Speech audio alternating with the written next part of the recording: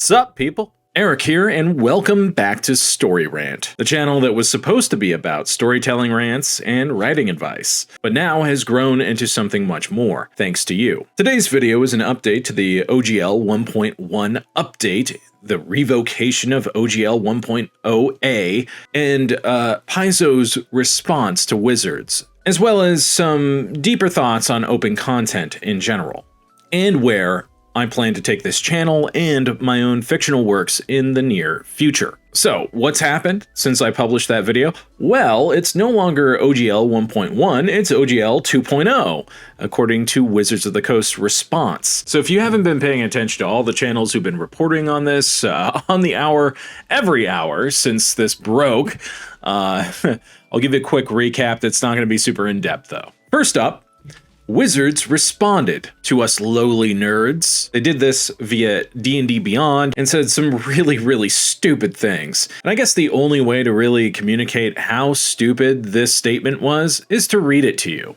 When we initially conceived of revising the OGL, it was with three major goals in mind. First, we wanted the ability to prevent the use of D&D content from being included in hateful and discriminatory products. Second, we wanted to address those attempting to use D&D in Web3, blockchain games, and NFTs by making clear that OGL content is limited to tabletop role-playing content like campaigns, modules, and supplements. And third, we wanted to ensure that the OGL is for the content creator, the home brewer, the aspiring designer, our players, and the community. Not major corporations to use for their own commercial and promotional purpose. Driving these goals were two simple principles. Our job is to be good stewards of the game, and the OGL exists for the benefit of the fans. Nothing about those principles has wavered for a second. That was why our early drafts of the OGL included the provisions they did. That draft language was provided to content creators and publishers so their feedback could be considered before anything was finalized. In addition to language allowing us to address discriminatory and hateful conduct and clarifying what types of products the OGL covers, our drafts included royalty language designed to apply to large corporations attempting to use OGL content. It was never our intent to impact the vast majority of the community. However, it's clear from the reaction that we rolled a 1. Hey, they're using our terminology. That must mean that they're our friends, right? It has become clear that it is no longer possible to fully achieve all three goals while still staying true to our principles. So here is what we are doing. The next OGL will contain the provisions that allow us to protect and cultivate the inclusive environment we are trying to build and specify that it covers only content for TTRPGs. That means that other expressions such as educational and charitable campaigns, live streams, cosplay, VTT uses, etc. will remain unaffected by any OGL update. Content already released under 1.0a will also remain unaffected. What it will not contain is any royalty structure. It will not contain the license-back provision that some people were afraid was a means for us to steal work. That thought never crossed our minds. Under any new OGL, you will own the content you create. We won't. Any language we put down will be crystal clear and unequivocal on that point. The license-back language was intended to protect us and our partners from creators who incorrectly allege that we steal their work simply because of coincidental similarities.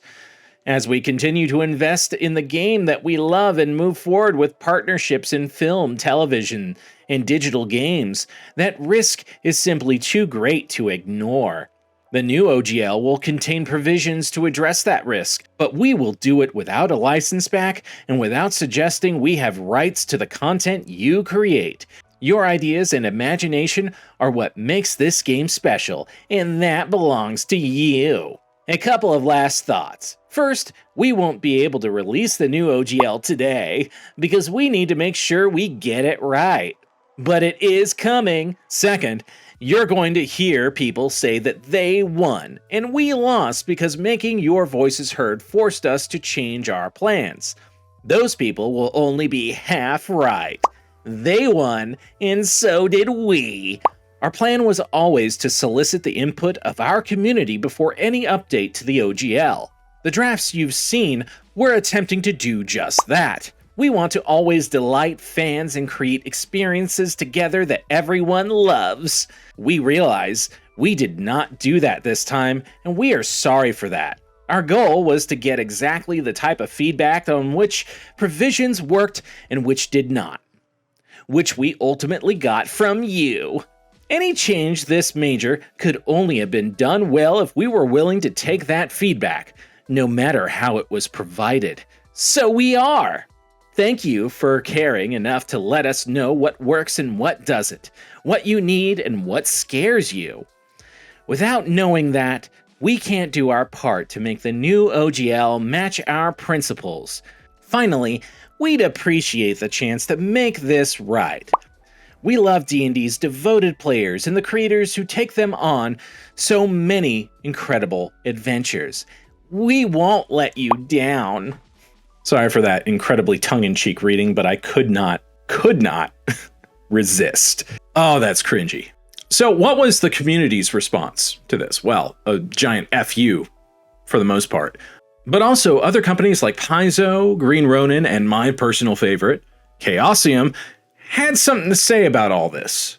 Paizo came out and basically said, screw you, we're taking our toys home, which was really surprising. They dropped a bombshell in their press release, which was basically saying, to paraphrase, that Pathfinder 2e did not contain any system reference document information from the 5th edition SRD. That they included the OGL in that product so that other people could reference it and publish subsequent works and adventures to be compatible with Pathfinder 2e. They also announced that they, along with Green Ronin, Chaosium, and a bunch of others that I probably can't even remember at this moment because I'm recording this mostly off the cuff, are going to create a new open license, which will be system agnostic. Basically, Paizo is saying that they're going to front all the legal fees to create this new open license. They're calling it the Open RPG Creative License, or ORC license, which is a fantastic title, let me tell you. And that they plan on putting this new license on all of their products going forward. And older ones, including Pathfinder 2e. Some products will be coming out that are not a part of any license, any open license, until that's drafted. Because, you know, who wants to risk working with a license from Wizards of the Coast at this point? You can't trust them. So people are still pissed, and Wizards' big plan was to, you know, wait the general 2 weeks that it takes most negative news stories to run their course and do what they were going to do anyway. I don't think that's going to happen now. So yeah, Wizards, we won. But anyway, moving on, I want to talk about open content a little bit. Why is open content so important for developing a community? Not just a brand, you know, or any other corporate speak that you can think of. Look at H.P. Lovecraft, Cthulhu. Why is Cthulhu so influential? Why is he basically a household name, along with a lot of other Lovecraftian concepts? Why are they household names? Why are they so influential throughout so much speculative fiction and horror? Well, it actually relates to the concept of an open license. You see, H.P. Lovecraft, when he was first publishing all of his work, he let openly anyone, friends included or otherwise, contribute to his Lovecraftian mythos, what others refer to as the Cthulhu mythos, and those who are initiated refer to as Yog-Sothory. And because of that, because so many people were able to contribute to this growing mythos, the likes that August Derleth and so many others have been able to contribute to, including Neil Gaiman, Stephen King, and so many other prolific writers. If he hadn't have had what amounts to an open license in today's language for his mythos, then it would not be what it is today. Cthulhu would not be a huge pop culture icon. The same is true of D&D. If Wizards had not had the forethought after 4th edition basically failed, and, you know, Paizo took the world by storm, or the TTRPG world by storm, which was much smaller back then, If they hadn't had the forethought to invite people to the table to contribute, then D&D would not be the billion-dollar brand that it is today. Because let me tell you, D&D has never been more popular than it is today. And it's because of open content. It's because of things like Critical Role being such a huge success. And I'm not even like that big of a Critical Role fan, but it's huge. It's huge. It brings people in droves to the game. And without the open license, without this community, D&D would not be what it is today. And when you piss off that community, you see what happens. So what does this have to do with my work, with the channel going forward? Well, glad you asked. Originally, when I started this channel, like I suggested in the beginning, it was just going to be storytelling rants and writing advice, delivered in my unique, witty style. Well, I've got 5 books out, and I'm working on like 12 others. Let's not lie. And I've got plans for a couple other channels going forward. I already have an analog horror channel called the Office of Extra Dimensional Intelligence, or OEI for short. It's basically wrapped up in my Asherlands Mythos series. It's canonical to that. It's a multiverse. I'll put a link in the description for anyone who likes analog horror. You can check it out. But I also plan to publish another channel aside from this one that you're on right now called Asherlands Mythos. And that will contain short stories, audio, and visual novels and stuff of most of my books and a bunch of OEI short stories that I've been writing recently. And I think they have a ton of potential to reach a wider audience. But beyond that, I want to create my own open license like Lovecraft did before. I'm going to have to consult a lawyer on this and see how much that's going to cost.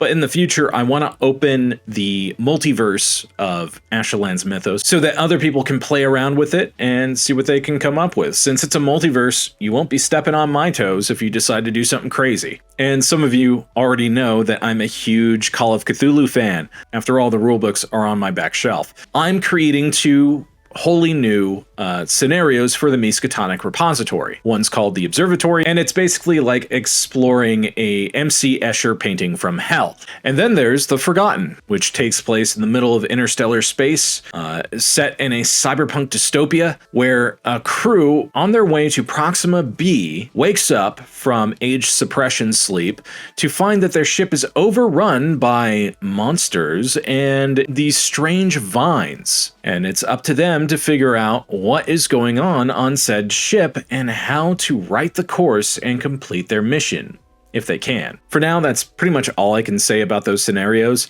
I've done multiple playtests for both of them. Artwork's being done for The Observatory, all of which I've done myself. If you didn't know, I'm an illustrator. I do all of my book covers too. I'll put some examples up that I'm really proud of. I just want to thank everyone for the interest in this channel, this fledgling channel. I did not expect that video to do very well at all. I just had some thoughts and wanted to put them down. And that's basically what this channel is about anyway. So thank you for all of your support, all of your wonderful feedback and comments and whatnot. And I hope to be around here to publish more content and videos on this channel in the future. So thank you so much. But what do you think about OGL 2.0, Wizards Response, ORC license, and open licenses in general? Are you a fan of, say, SCP, which does something very similar to that? And let me know in the comments down below. Until next time, see you, Space Cowboys.